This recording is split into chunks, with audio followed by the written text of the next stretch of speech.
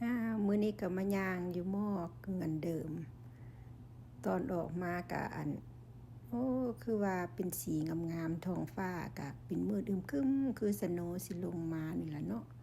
ก็เลยเอาโฟนมาถ่ายเอาวิวเห็นวิวงามๆถ่ายเอามาฝากให้เบิ่งนำกัน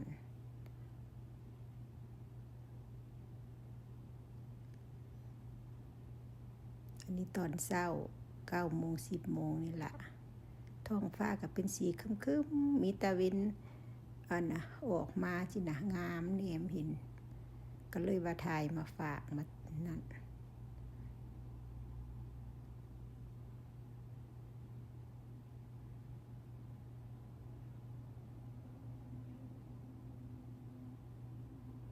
งามหนาวนี่ก็งามไปแนวหนึ่งอยู่ได้อยู่เมืองหนาวนี่ก็ได้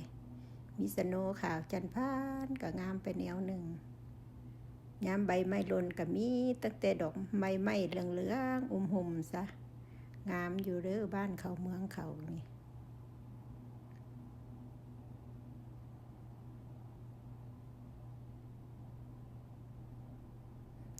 ขอบมุกขอบใจน้ำทุกคนเด้อที่เข้ามาเบิ่งมาชมขอบมุกขอบใจหลายๆคลิปหน้าพอกันใหม่สิหาแนวงามๆมาให้เบิ่งขอบมุกขอบใจหลายๆโอเคบ๊ายบายเด้อ